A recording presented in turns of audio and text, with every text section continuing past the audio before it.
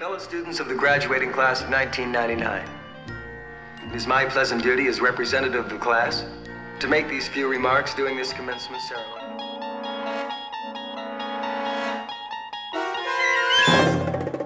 Hello, and welcome to the Twilight Pwn, the internet's once mighty third most popular Twilight Zone based podcast. Now we're somewhere around 10 or 11, I think. I don't know. Yeah. My name is John. I'm joined by my co-host Fred. Hello. How you doing this week, Fred? I'm doing good. Again, the word week is not exactly appropriate. Well, I mean, I'm interested how you're doing this week. I don't mean to imply I spoke to you last week. Last time we talked to our listeners, we were catching some heat for our real, I don't know, scathing take on Planet of the Apes. I think we underestimated the amount of ape love out there. Did not help in the ratings. Yeah. We made the classic John Lennon mistake. We thought we were bigger than Zaius. Now that we got that joke that I've been sitting on for 2 months out of the way, I've been doing well. I feel like we should address the kind of big Twilight Zone related news, which is that CBS apparently is bringing back the Twilight Zone for their kind of like streaming on demand service, potentially helmed by Jordan Peele of Key and Peele and Get Out fame. Have you done much digging beyond that? No, I think there have been rumors and whispers about a Twilight Zone, another reboot. They last rebooted it in the early 2000s, right. But there'd been talk of it on and off, I think, for the entire time we were doing the podcast, and then there'd been some talk about maybe it would be a movie. There was also that, remember, they were like, it's going to be an interactive movie. Right. And they've just tried to bring it, they're like, it's going to be a podcast, it's going to be a movie, it's going to be a VR experience, it's going to be bubblegum, it's going to be a slap bracelet. Right. Fred, you would know this possibly better. CBS has its own streaming service, and my understanding is that they have had success with a new reboot of the Star Trek franchise. Yes, Star Trek Discovery, Okay. STD, as it's more commonly known, so is that something you can only... I think that's what's going on. You can only watch it on their streaming service? Yeah, that's correct, yeah. Okay, so similarly, this Twilight Zone reboot would only be available on this service? Yeah, I mean, I haven't dug that deep into it, but I think they're trying to kind of like hook the nerds in with like, you know, hot classic legacy exclusive properties, and I don't really know how the business model works, but presumably like they're not going to put their like 3.5 Men type shows on in this platform, but I don't know. Interesting. So have you seen any STD? STD. I've seen some STD in my day.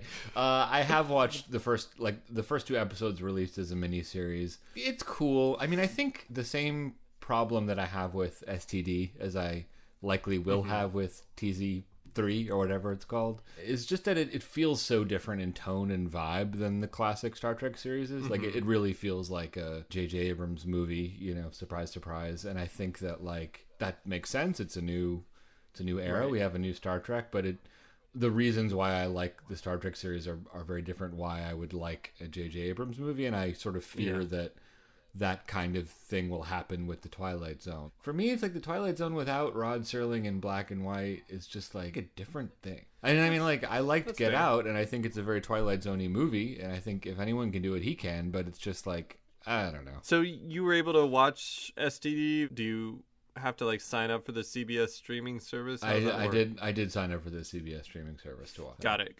Okay, well, we'll look into that. You know, I'm sure we're riding high on all that annual fundraiser money from like 2 years ago. Well, we did invest it in Tesla, so I think we can. It's all in Bitcoin. Yeah, exactly. We're rich. We can trade in 1/100th of our Bitcoin in for the CBS thing. My understanding was that Jordan Peele was going to be involved in a TV version of the book Lovecraft Country, which I think I may have plugged at some point on the show. I don't know. But it was a really enjoyable book, but the author, Matt Ruff, my understanding is he actually originally conceived it as a series, and that didn't go anywhere, so he kind of imagined it as a book, and now that book was successful enough that HBO is going to make it a series. So it's got kind of a convoluted path to the screen, but I was under the impression Jordan Peele was working on that, and it's seems odd that he would be doing 2 somewhat anthology, horror-y, sci-fi things on 2 different channels. So I'm just curious how that... As plugged into the Hollywood gossip rumor mills as we are, I don't know enough about it to really comment much more than... Yeah, totally. I liked Get Out. I really enjoyed it. It was very clear. There was for fans of the horror genre, there's a lot of affection and kind of some subtle, some more overt, but like, you know, a lot of good references. Just well made. And yeah, definitely enjoyed it. Yeah, and I also think like it has a Twilight Zone-y feel to it in parts. It's more horror than Twilight Zone, but that's in there too for sure. Mm-hmm. Now let's talk about something that's not all that Twilight Zone-y. It was, however, made by Rod Serling. And you know, it's been a while since we've been doing regular podcasting, and it's you know, it's really the twitchy ones that we miss the most. So what are we doing this week? I wasn't planning on squeezing in another episode before the holidays, but we might have to rebound and try and find some kind of Christmas special to kind of clear the palate of 2017 with this episode. It's like, let's do Death's Head Revisited again. So this week we'll be discussing an episode or a segment of an episode of Night Gallery. This was the series from the late 60s, early 70s that Rod Serling was involved with. The segment is entitled Class of 99. It aired originally in the second episode of the second season, the third segment. All right, September 22nd, 1971. Rod, what do you got to say about this? A most unusual graduation exercise now. It's titled The Class of 99. A set of numbers and a pair of eyes. We'll move behind them now to give you an idea why we call the place you're in the Night Gallery. Short and sweet. This is, I think, our third or fourth Night Gallery thing we're looking at. You previously quizzed me on the painting that Rod is presenting to us, and I think universally just not even noticed them. But I did try and look at this one. So did you have any thoughts on the painting? I feel like you do. Let's start with yours. I liked it. Cool. I thought it was neat. It was a little bit modern. I thought it had a little bit too much 70s colors. Why don't you describe it for the good people? No, I can't remember that. I just have my notes. I know nothing about it. I just know I liked it. To be honest, I believe there were some eyes in it, and I remember it was a little bit too like 70s muted browns and stuff. If it were a little brighter, I'd think about hanging it on a wall. But I kind of feel like those comments are like Ibid throughout Night Gallery. It's a little too 70s muted brown for my taste, but let's keep going. Let's move ahead with our Rod Serling style intros. Who wants to go first? Mine's a little unusual, so maybe should I get it out of the way? Do it. Well, you know, Fred, you know my bag when I'm having trouble coming up with an idea. You know the way I like to go. Yeah, so here we go. You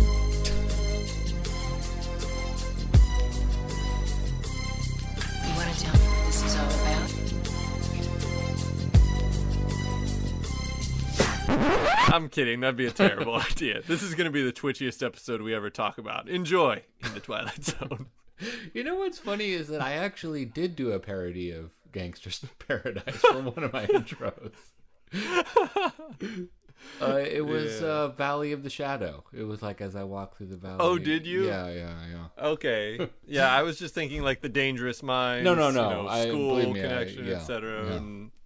I like how you're like, this is terrible. I would never do this. I'm like, John, I did like, that a year ago. Just in the context of this particular episode, it seemed particularly twitchy. Understood. Layering Twitch on Twitch. All right. Mine's pretty straight ahead. Here we go. Submitted for your graduation requirements, a lecture class. Known in the course catalog as Indoctrination 101, around campus students like to call it Indoctrination 101. It's a STEM class covering science, technology, ethnic hatred, and murder. The professor is known as something of a tough nut, but on the plus side, he's Vincent Price. The hardest part, of course, is the final exam. But in case the Tri-Delt party is scheduled for the night before and you don't get a chance to study, just write down, I hate minorities on the back of your hand and you'll pass with a C. And if it drags down your GPA, hey, you can always get a post-college job at the Night Gallery.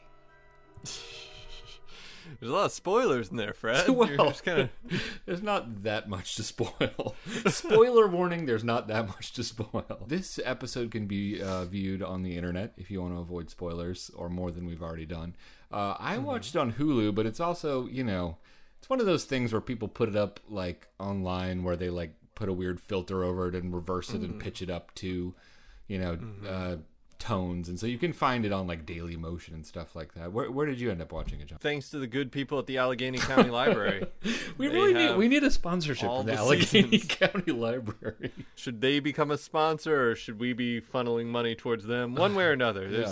There's synergy to be had. Yeah. So this is a segment of an episode of Night Gallery, and it starts with a establishing shot on what kind of looks like a community college campus that I believe in when was this episode filmed? 71. 71. Is supposed to look kind of future-y. Like it has sort of like Is that technically brutalist architecture there? That's what I thought it was. I mean, it's kind of that like Soviet era architecture. Yeah. No, I mean, it's like, big concrete boxes stacked on top of each other, and harsh lines. I mean, I studied art history, so I feel like I should know that, and I'm just going to go ahead and agree with it and be proved wrong in a future episode. Does art history, did your study encompass architecture, or was it... A little bit. Enough that I should be able to pretend pretentiously to agree with you. Yeah. I don't know. But yeah, it does look sort of brutalist, and if you end up traveling to any Eastern Bloc countries or like the east part of Germany, like a lot of it looks like that. And then we cut inside to a future-y auditorium. Kind of looks Apple Store-y, I want to say. That's fair. Yeah. It's all white, and there's lots of interesting lights, and it looks clean, and a bunch of students are kind of gathering to take some sort of exam, I know we're talking about class of 99, which I think we can maybe assume is 1999 in this telling, but probably. I was a little taken aback that the seating was so crappy in the fake past future that, maybe people just have better spinal alignment in the future. So actually, now that I'm saying it, with knowing the whole story as it unfolds, that maybe that's incorrectly regarded as goof, that I'm harping on that. It kind of has like a aristocratic feel to it. They were just sitting on steps, but I'd be a little annoyed if I was taking out all these loans to graduate from racist U, and this is what I had to sit in.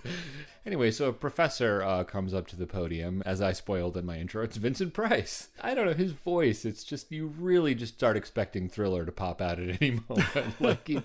It's just so evocative and fun to hear him say almost anything. Let me review briefly our procedure. I will direct random questions at various of you and will grade you immediately. Keep in mind, however, that the question may be repeated at any time to someone else. Now, needless to say, I wish you all very good luck. It is the hope of the university, its faculty and administration, that the class of 99, already scholastically so distinguished, will continue its extremely high level of performance in this, your final examination. And with that, ladies and gentlemen, let us begin. Were you getting shades of, ladies and gentlemen, I think I've figured it out? Like the thing from five characters in search of an exit. Yeah, there was a real and now we will begin your exam at this moment. After a count to 10, which will begin. You could really, you could hear the Serling in there. Yeah. Nice.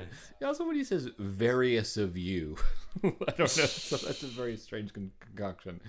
My takeaway from that little speech is that it's very much like the game show model of final exam. It really feels like if you can answer the question, you can pass, but you only get one lifeline. If you didn't already know from the title, this sort of confirms, we're in 99, which of course is the future in 1971. So that's crazy. And they're going to take this kind of interesting, wacky final exam. So a guy hands Professor Vincent Price, an envelope. The category is Science for 200. And he starts asking some real, hard-ass nerd questions. And apparently it's just like 100% gunners in the class because everyone just pops up and answers. Yeah, definitely rubbing me the wrong way. Yeah. Gunners. I'm just curious, did you ever actually like answer a question in law school in class? Are you kidding, Fred? You think I want to be a nerd? No. No, obviously, like, and law schools are different, but I think they often lean a little heavier on Socratic method than other educational environments. So, I mean, it was not unusual that you would be put in the crosshairs, and when you did, you tried to acquit yourself appropriately. But there's nothing wrong with raising your hand once or twice a semester if you got a question. But, you know, the gunner's the person who's, like, got to get his word in every time. Yeah, got to get a little, you know, a little polish in. You were most decidedly not a gunner. No. No. Understood. I don't even know I asked. Anyway, there are many a gunner in this class. Various of gunners in this class. And they're all kind of like rapid fire answering these like super complicated technical questions. Then we land on a Mr. Johnson. The question is something about like, name the 4 most important propulsion engineers of the 20th century. And he really pulls a Rick Perry. Like, he really... he just... It's almost like in cadence, and like he has a slight twang. Do we have this clip, or... Oh, God, I wish we did now. Oh, no. I didn't expect that clever take on it. Yeah, that's great. It really... It's down to the kind of like... He names the first 3, and then he's like... And the fourth... The fourth... I guess I don't know the 4th one. Oops. Anyway, so Mr. Johnson, you know, gets the answer right, and you know, you kind of get the sense that this is some sort of weird authoritative dystopia, and so your hackles are kind of like, all right, like, is he gonna get shot? Like, what's going on? But apparently, and he gives some pushback. He's you know, kind of that grade grubber who's trying to get partial credit because he got 3 out of 4, and Vincent Price kind of shuts him down, and we get the classic. That will be all, Mr. Johnson. I said that will be all, Mr. Johnson. Which I gotta say, coming out of Vincent Price, doesn't carry as much weight as, what's the classic one, like Gene Wilder, I said good day, sir. Oh, yeah. But it's okay, he's trying. That will be all. Anyway, so this guy does not get executed for this, but it's not good enough, and apparently there's something about, like, there's some reference to, like, you got the question wrong, and now you're questioning my authority? That's horrible. Right. Right, and like, I mean, at this point, neither of us, I assume, having seen this, all the students are being maybe a touch extra flat. You know, it's a real Wes Anderson vibe to everything going on right now. That was my assumption, is like, oh, I guess if you don't get one right, are you going to be just exterminated? Is that kind of where your head is right now? Yeah, definitely. That I was kind of like waiting for the moon door to pop up underneath him, but that did not happen. Instead, what happens is they move on to the next category, behavioral sciences. We've got a daily double.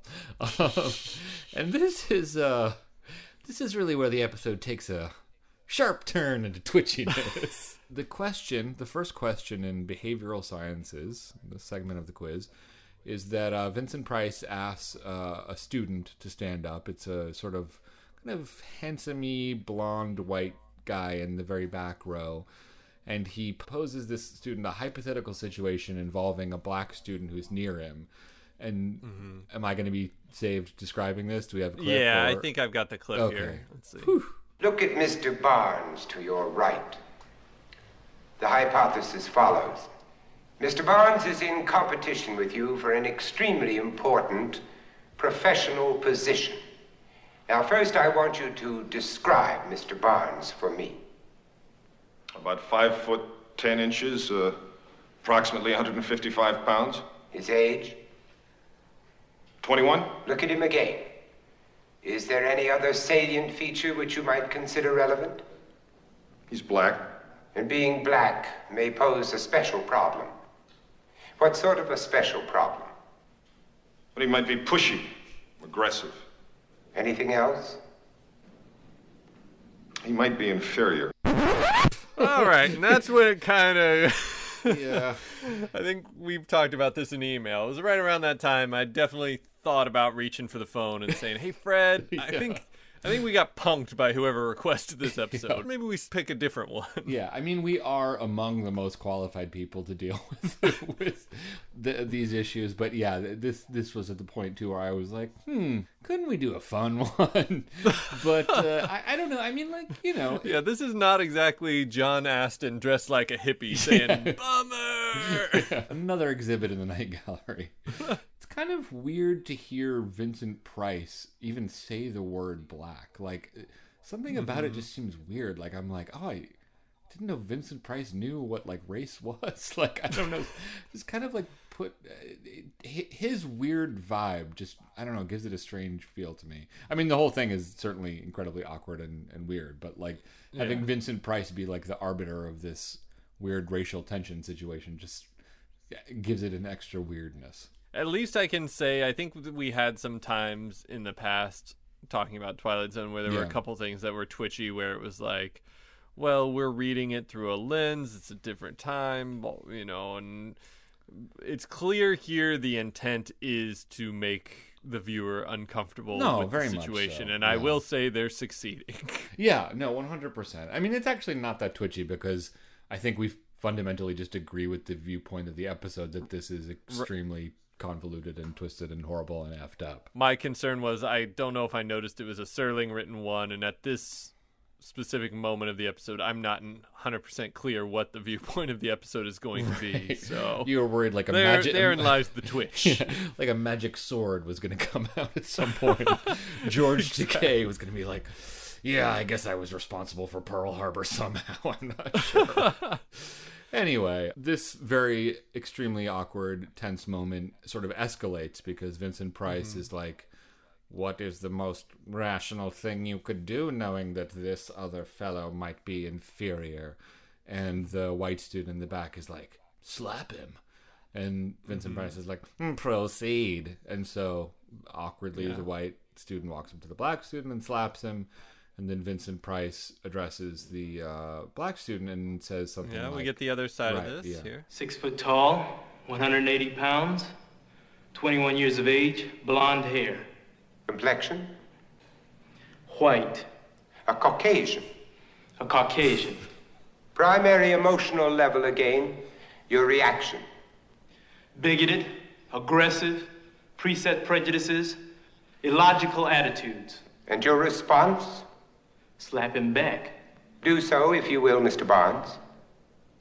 A harder slap. All right, gentlemen. Independently, please. A reaction to what you have just done. Satisfaction. Mr. Barnes. Satisfaction. You may be seated, gentlemen. Somehow that muddles the message, too. The kind of idea that everyone walks away from that encounter feeling a little better about themselves. Yeah, I mean, it's hard not to talk about this without giving up the twist. Maybe we should kind of circle back on that, because it is a weird little moment in light of the twist. Did you ever see that classic Saturday Night Live, Richard Pryor, Chevy Chase sketch? No, it's that one. You've got... Richard Pryor is going in for a job interview, and Chevy Chase is the interviewer, wants to do a word association, and it kind of goes from there, and it escalates in a very racially charged way that's like both in the end funny and very uncomfortable. And this is like kind of this where it's like, oh, okay, we're playing with the uncomfortable and make a poem, but it's definitely not funny. So it has echoes of that, and that's a good sketch. You check that out. As opposed, and it's only 3 minutes as opposed to 20. So. Understood. We move on from that little moment. We're going to take on a new awkward subject. Another student is called on. It's sort of like she's redheaded. She's like a little bit overweight, and it's later conveyed that she's maybe poor or comes from a lower class background. She's called on. And the question is to talk to sort of like a pretty, skinny, rich, blonde girl in the front row and to offer her thoughts on why she hates her so much. Pick a subject to whom you instinctively respond in a primarily negative way. Joanne Fields. Miss Fields, stand if you will. Face Miss Peterson. Association, Miss Peterson. Well-dressed, obviously wealthy parents, social register, that sort of thing. tends towards snobbery. The source of hostility. My family, Southern Pennsylvania, father dead, mother uneducated, many brothers and sisters, very poor. No social distinction at all. Proceed, if you will. Rips off the necklace. Yeah, the rich girl has a necklace. The poor girl rips the necklace off her and like throws it to the ground. And then you kind of get the same. Miss Fields, a reaction, please. Hostility first.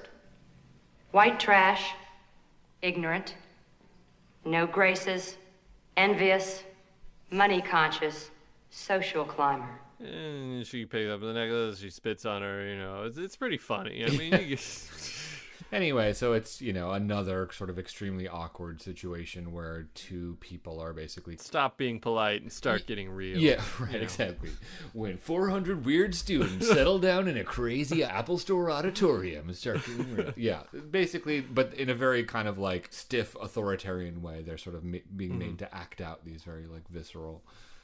raw interaction. But 2 isn't enough. We got one more coming our way. And one of the students, Mr. Elkins, he's presented with a hypothetical situation, and the hypothetical situation is that they're all in a group and there's an enemy of the group, and Vincent Price is like, hey, choose your enemy. And lo and behold, Mr. Elkins chooses a Asian student in the back row, a Mr. Chang, and that's cool. And Vincent Price is like, you know that this person is outside of our group. What would you do, Mr. Elkins? And Elkins is like, I would kill him. And then it gets like a little bit more #real than it did before, because we cut sort of to a different perspective and we see Vincent Price's TA, like this guy in a suit, pull like a gun out of a suitcase and hand it to Vincent Price, and we follow the gun, and Vincent Price hands it to Mr. Elkins. So it's not just like, oh, these weird kind of awful interactions. Like this could get seriously violent. Mr. Elkins really, milks this for all it's worth. I have a music cue that goes for like 3 minutes as he debates this. Let's get a little bit of it. Yeah.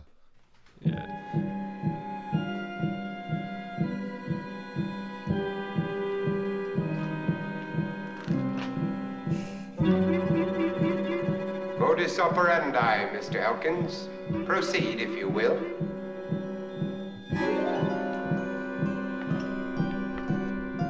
Seriously, there's like a full other minute as it just gets louder and louder and more intense. I know, I kind of like, I don't know, just imagine Rod Serling off screen just like stretch, guys, make this they last. Like cut to every single student's feeling on this moment. Exactly. It's a little bit drawn out, but it is a dramatic moment. We're in a we know we're in a weird alternate future, but it is still intense for a student to shoot his classmate, obviously.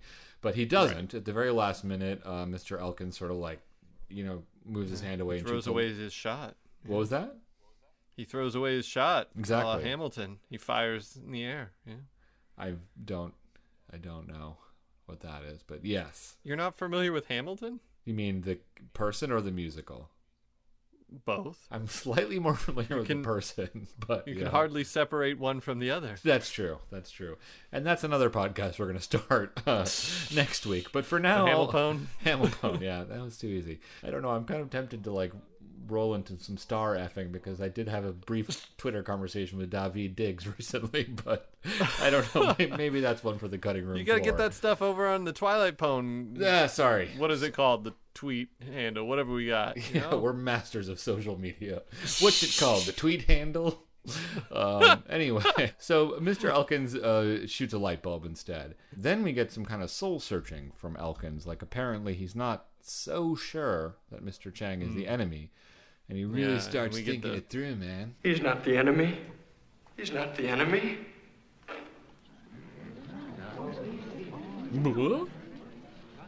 I can't deliberately kill someone without knowing why I'm killing or who I'm killing. I can't do that. He's infecting the others. Deactivate all of them. I can't deliberately take a gun. That's how the 60s started, man. Yeah, so Vincent Price, you heard some kind of weird sort of slowing down of voices, and basically Vincent Price tells his TA to stop the experiment or stop them or whatever. Right. And the TA runs over to... I don't know if this tickled you as much as it did me, but like it's clearly like some control panel that's controlling the students, but it's just very clearly elevator buttons. Like it is quite simply an elevator panel. And he's just hitting all the different floors.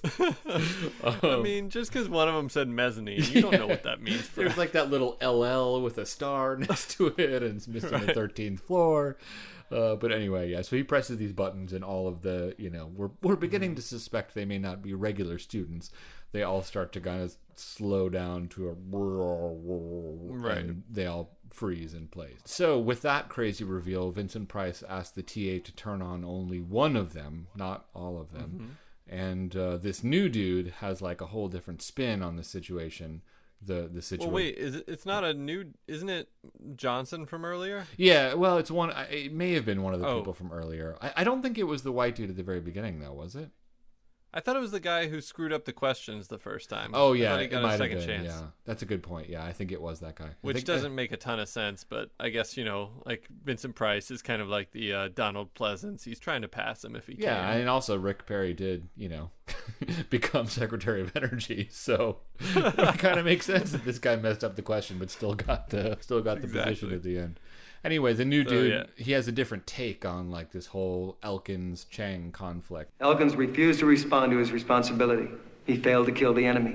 Very good, go on. So, what evolved is yet a second enemy. In the nature of? A traitor, subversive, and unreliable. A liberal. Sorry. I think there might be some more tense music for a minute. Yeah. Pops them. Yeah. The Mr. Johnson, Rick Perry dude, grabs the gun from before and, blasts a straight up cap in Elkins' face. We cut down and we see that Elkins is not man, but machine. Not just a machine, but quite a goofy machine. Like, the kind of like, it's the classic, like, his face is ripped off and it's all this machinery, but it's got that kind of like one wacky eyeball on a spring poking out. I don't know. My problem was this happens about 2 minutes after they had just shut them all down, and it was pretty clear they're all robots. But then, like, the way it's directed, it seems like it's supposed to be a very shocking reveal that when it, pans down or cuts down, it's like, oh my God, they're robots. It's like, but you turned them off a minute ago. I got it. I already knew that. I mean, I feel like they kind of blew the twist somehow. In the episode's defense, I think that, like, it's possible that they all had, like, weird mind control things, or they were, like... I know what you're saying. Like the robot thing put a real... better. Yeah. Like, if they wanted to lead us down that path, they probably shouldn't have, like, not hit a button and had a person's, like, voice mechanically slow down. Like, there could have been a way to maybe convey that, like, that they're all under just some weird, like, drug-induced mind control, and it's maybe a shock that they're robots, but I feel like they showed a little too much of their hand to make that twist really work. Yeah. Be amazing if, like, even after that, like, the camera's like lingering on like the guy's head for a really long time, like, and then the very last second Vincent Price appears in frame, like, he's a robot, and then it cuts. Hard cut to the next scene. And the next scene is a graduation speech delivered by Rick Perry. See, he's just going places. He blew the question, but he was willing to shoot his friend, so he's going places. He kind of like lays out what's going on for us here. Fellow students of the graduating class of 1999. It is my pleasant duty as representative of the class to make these few remarks during this commencement ceremony. We need not be reminded of recent history and why we are here. It's sufficient to recollect that major wars, pestilence, and pollution have reversed the overpopulation trend and left the world depleted and diminished. It is for this reason that we have been created, to repopulate society. We have been created by man in his image. All that we know, our attitudes, our values, are part of the integral data that's been fed into us. And we shall use them as a point of beginning. We must be just, but ruthless in terms of survival. We must recognize that many of the ancient virtues are simply weaknesses.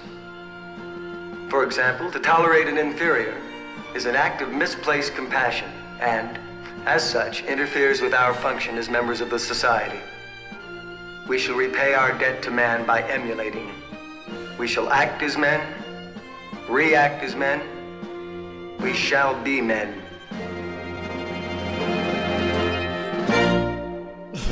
And then it's just like the little cards of where everyone is now. It's like Animal House Yeah, ending. exactly. You know, as Louis Brass. It'd be amazing if that shot ended with them all throwing their hats in the air. Like, instead, it cuts to the dead robot in the auditorium. But it'd be amazing if it was really joyful and like all the parents rushed in. Yeah, I don't know. That speech was very much for the audience of the episode, less so the seated audience. That's what happens when you let the guy who could barely pass the class be your valedictorian. You're not going to get an A+ speech. It's going to be a lot of, let me explain to everyone again why we came to be here and exactly what the situation is. That's not exactly what... We all applied to college in hopes that we would attain degrees so that we could get careers in our chosen fields. It's what happens when you hire John Anderson to be your visiting speaker at Harvard. Never again. That's the episode. Vincent Price was a human, right? That was the implication, right? I think so. I think A, him being older, and B, I think even in the speech, I think you can get the gist that there were some humans. There was a population problem, but right. I think there were still some humans, and Vincent Price... He knew his stuff, I think he was definitely human.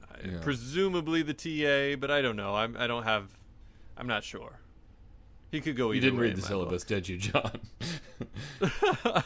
Maybe I'm just nitpicking too much, but it just seems weird to be like, humanity is underpopulated. We're going to carry on with robots. Like, I don't know. Was that kind of weak to you, or should I not even think about that? It's an odd idea, but I mean, I think maybe we've talked about this, like the whole idea of the singularity, right? Right, but that's kind of more like robots taking over, right? I mean, that's less like... Well, isn't there the whole idea of like people wanting to upload their consciousness into a computer, so it'll be like a digital version of you, but in some way you live on, like, I don't know. I mean, it's odd, but I don't think it's out of the realm of like science fiction speculation. I guess not too much is really out of the realm of science fiction speculation. Hey man, that's off. Be cool. Yeah, we don't go there. It wouldn't be the way I'd handle the situation, but I actually do kind of like this episode. It's like just short, and it does its thing, and it's cool. And I guess I don't want to like overly harp on these like weird little like logical issues. It does seem a little bit weird to me that it would be like, the future has been destroyed, but we're gonna send robots to college, and like, and we're gonna give them all like personalities, and one of the robots is gonna be poor and from the South. Like, I don't know, like, my robot's gonna be redheaded and overweight. Like, I something about that was just weird to me. The point that they're trying to make, that like if we create robots in our image, then robots will do the horrible things that humans do, is well taken.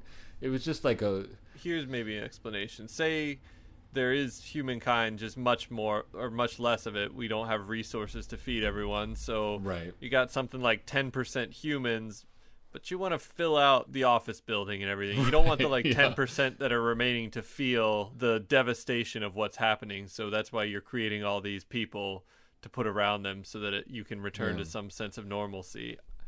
But you don't have to worry about like feeding them and using resources for it. So I don't know. And you want them to have a degree.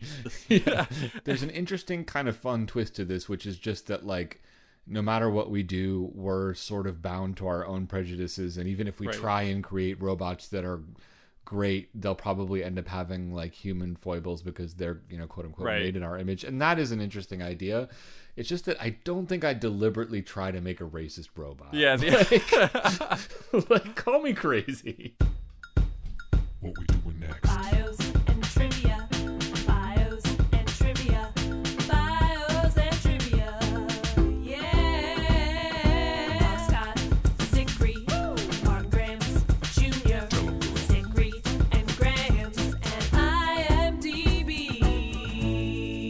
over a day and a half, which is very quick to get close to 20 minutes worth of footage, but it was all in one room. But still, that's pretty quick.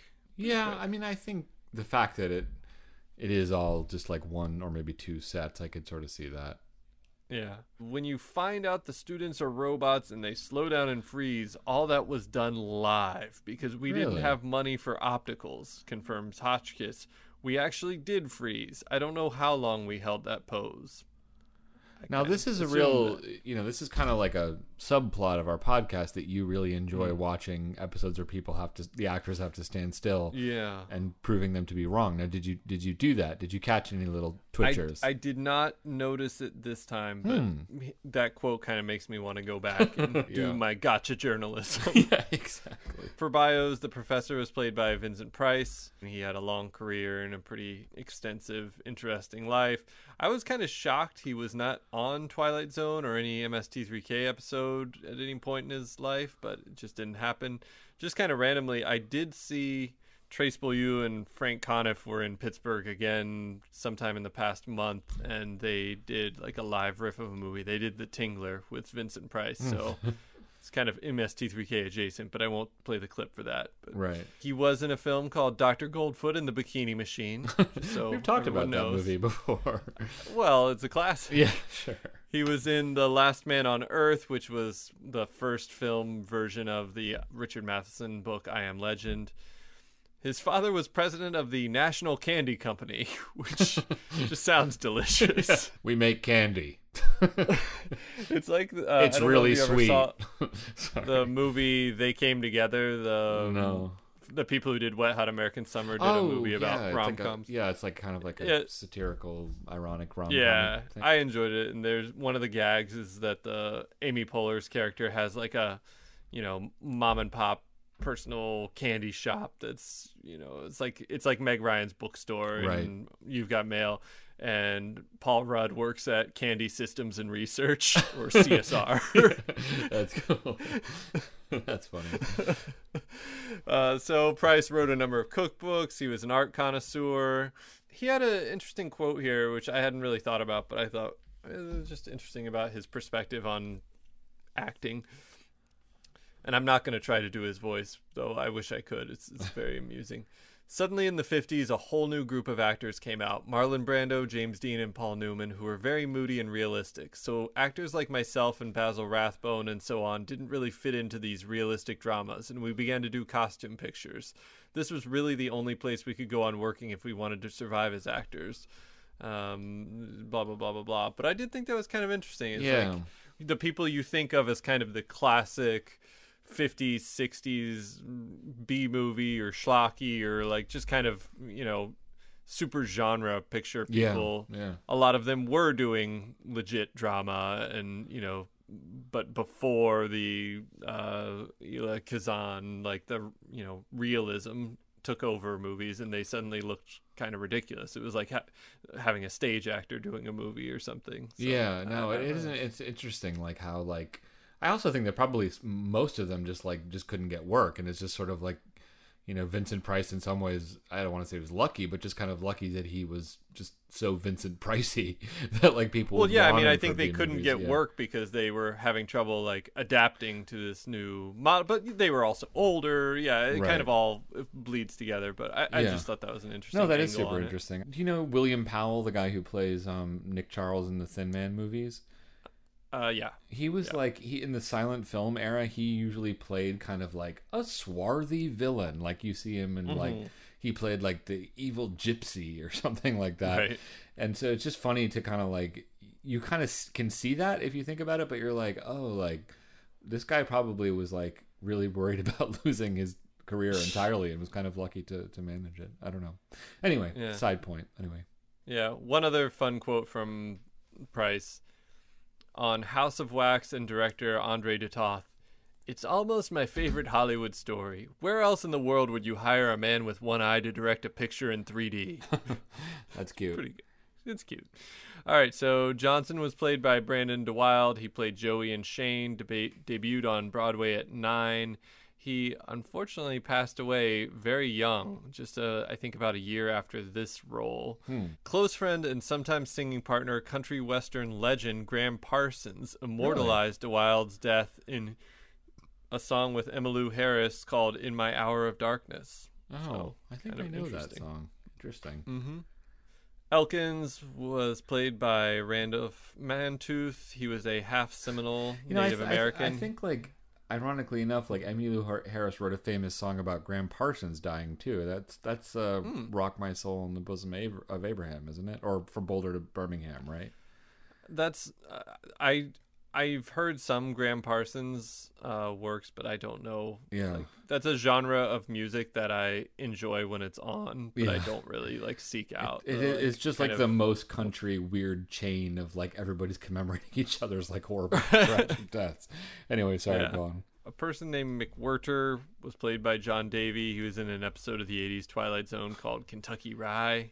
And written by Serling, directed by Jeannot Zwark, who directed The Caterpillar, among other things. He directed, I think, 19 segments of Night Gallery in total, a few 80s Twilight Zone. I found a website that has some excerpts from the Night Gallery book. Apparently, Serling was very much over the moon with his directing in this episode. It was one of his, I think, first segments he directed. And he did The Caterpillar too, you said, sorry? Yeah. Okay, right. Yeah, I think after he did this, they were like, let's use this guy, because they had, one set, and Serling felt he was able to make a very active, kinetic episode out of, something that's just people talking on one set. Yeah. I wouldn't say it was, like, amazing, but, you're limited when you do it. I'm not sure, like, how he could have made this script with this budget and this time frame so much better. So I think that says something. 1.5 sets in a day and a half. I mean, I'd be lucky if I actually got all the lines. Exactly. So whatever. A lot of bang for your buck. Other than Vincent Price and what I already mentioned, he was also in a movie called The House on Haunted Hill that Riff Tracks did. I don't have a direct MST connection, so I'll save the jingle. Oh, okay. What does IMDb have to say about this one? As we've discussed, they rate Night Gallery episodes based on the totality of it, including, I think, 3 other segments. So the overall thing is given a 7.7. It's hard to say exactly how that breaks down. Right. As is our way, we kind of poke fun at it. I didn't think it was horrible, though. I think it's like... It does create, when there's this, like, racist robot, it creates this, like, extremely awkward moment, and it feels very stilted, and... I don't know. It's totally serviceable. It's, like, a little bit like... robots are messed up, too. It's, like, a little bit obvious, but I think it's, like... for like 15 minutes in one set, I think it's pretty good. How do you feel? Yeah, I don't know. I mean, the acting is all fine. There was also discussion of the actors and trying to find that right tone between being kind of wooden, but you don't want to totally reveal that they're robots at the beginning. Having Christ Robbie's just sitting there among the students. Oh, man. I could just see him like chugging the whiskey, like watching this on his like falling apart television, just so mad that Rod won't return his calls anymore. Or I could imagine I can play young. Robbie just kind of like ad-libbing some racist stuff, and they're just like, "That's not in the script." Robbie's like, "Maybe that's we where were Rod rolling. Got the idea. They were just like Yeah. doing shots one night out at the Derby, and like Rod's like, "Wait, this is good. Let me write some of this down." I don't know. Yeah, it's not as bad. I think we maybe ribbed it a little harder, but I think it's effective, but maybe not all that enjoyable. Yeah, it's definitely not enjoyable, but not every Twilight Zone episode, good Twilight Zone episode, is like quote unquote so enjoyable, Sure. I'm kind of leaning somewhere in the like anywhere between a 6+ and a solid 7. I'm not sure. Yeah, I feel like a solid 7. That's a 7 I'm not necessarily going to take to the bank, but I think it's it's hard to, because Night Gallery, it's like we don't know it as well, so like I don't know if this is like the absolute pinnacle of it, But, so I don't know. I feel like 7 feels about right for me. Yeah, I'll give it a 7-, just so everyone's clear. I'm a little unsure. Okay. The people want to know. All right. Well, that wraps it up for the class of 99. This one was actually requested by 2 people. Requested by someone who goes by Yee Houston 72, also known as Alan, but I won't say his last name, and also by Schnackenberg. Schnackenberg, yeah, exactly. Yes, so good old Schnackenberg. Yeah, good old Schnackenberg. Thanks for the shout out. Yeah, and so they requested this episode. Thank you very much for that. If you would like to request something, at this point we'll basically talk about anything in 8 months. But please feel free to get in touch with us. There's lots of ways to do it. John, what are they? You could send us an email at twilightpwn@gmail.com. If you do have a request of some kind, please send them to the email. It's the easiest way to keep track of them. You can also, if you just want to chat with us, you can get in touch with us on Twitter at Twilight Pwn. You can post on our Facebook page. You can check out our website, which at this point we just kind of post the episodes there. But, have a look at twilightpwn.tumblr.com. And you can listen to us on any kind of podcatcher app. If you want to subscribe to us in iTunes, if you're over there, if you leave us a rating or review, we appreciate those. With that said, thanks to Tro, I'm Ouble, which I believe is a very clever way of saying I'm trouble, but, Yeah. There you go. Thank you very much for your... It's kind of like Vincent Price, poning that student. See, the Spanish or Tro, I'm Ouble.